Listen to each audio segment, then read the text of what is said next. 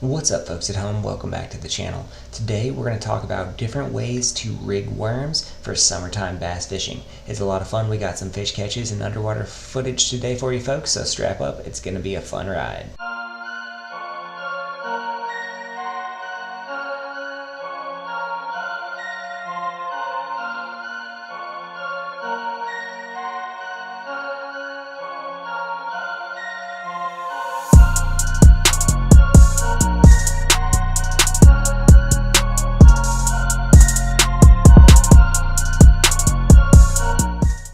Alright guys, let's talk about how we are rigging up these worms. First off, we are going to fish this worm differently from everybody. We're going to throw it on that Martin's Custom 1/4 ounce underspin, and Martin's Custom Baits does a fantastic job putting a sharp hook on this. They got a nice eye, they got a nice hold on this. Z-Man tends to be tough to rig sometimes, but this Martin's hook just straight up cuts right through it and holds it on there all day. The Z-Man worm is one of my favorites because you can catch it all day. Dave turned me onto these when he started fishing it on the upgrade jig head, and I've, expanded my tackle and a lot of different ways to fish it. So I'm going to fish this just like a swim bait. I'm going to swim it, I'm going to hop it through, I'm going to let it fall into potholes. A lot of different ways to fish the underspin worm. It's intuitive because it's like a big swim bait, but it also can function as a worm. A lot of times the worm is going to get bit when nothing else will in hot water. There's just something about a cut-tail worm in hot water that bass love to attack, they love to hit. Swimming a worm on an underspin is a fantastic way to change it up for fish and allow them to see something different. The second way that I like to do this, and I did a whole video on it, is Dum Worming. I'm going to throw it on the upgrade jig head. So here we have a 3/8 ounce upgrade. We know that 2X plated hook, that worm is tight in there. That Z-Man Elastec is going to stay there all day. I love this bait deep. If I'm fishing deep rock piles, this is a bait that I can throw because that upgrade jig head is going to come through everything. Those eyes look really, really good on this bait. And the thing that's cool about this is it's going to swim, it's going to destabilize and rock back and forth, and it's also going to sit up on the bottom like a giant Ned rig.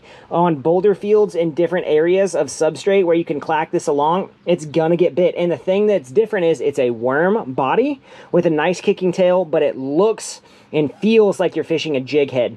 And when you're fishing a jig on the bottom, you can get some monster bites, but it's not going to be something that everybody else is fishing. This is a great way to get bit on deeper structure. Dum worming is something that I do all the time. Now let's flip 180, right? And sometimes we want to fish those boulder fields more effectively, but there's a lot of structure and cover down there that we're running into and snagging up on. So I'm going to fish it on the Rugby head, or the swinging head jig. And the swing head jig does a great job when you're dragging this through rocks. You want that kicking tail. This bait is going to pop up on the bottom, but that swing head gives it a different look and feel. And a lot of times on a different look and feel, you can get bit. I figured this out fishing Cumberland for smallmouth. I ran out of craws that I was throwing on this, so I threw a cut-tail worm on the back just to see what would happen, and then I ended up loading the boat with some monster smallies on those deep spots because it's just something that fish haven't seen. Once again, on this channel, I'm a huge fan of fishing different ways that fish have not seen. And you can generate a ton of bites and do a lot of damage in certain ways when you fish things differently, and the cut-tail worm on the Rugby head is a great way to do that. Now, let's move up shallow. One of my favorite ways to fish this bait, super shallow and super attentively, is once again on that ebb and flow hover rig. And the ebb and flow hover rig was built to hold Z-Man bait, so that bait's going to stay pinned all day. Number one. And number two, it is a slow, tantalizing fall. What I'm looking for here, a lot of times in the hot water, fish are up shallow, getting more oxygen. And that hover rig really slows down that fall of that bait. It allows you to target ultra shallow fish with something that they haven't seen, and you can get some big ones. So that 2X strong hook on there is really going to allow you to put the steel to those fish, one, and pull them out of that cover, but two, it's just a different presentation that fish don't see a lot of. I like that green pumpkin black flake color up shallow because it looks really, really super natural. And you can really tie into some big bass doing this. This is probably my second favorite way to catch them behind a fluke really far up shallow, because it's just going to get bit. In every situation, that hover rig slows it down. It really comes through that cover nicely, and it twitches and pauses on the fall, and you can really just put the steel to some of these fish, and they won't even know what hit them with that hover rig. Finally, the way that I would fish this before I got the hover rig is I would buy these 4.0 hooks with a chin, basically a weight on there, right? It's a Texas rig, an extra wide gap hook, Texas rig basically, but it's got that chin on there, and it's going to cause a super slow fall. It's like 3/16 ounce, no weight at all. It's going to cause a super slow fall. You can swim this on top like a buzz bait.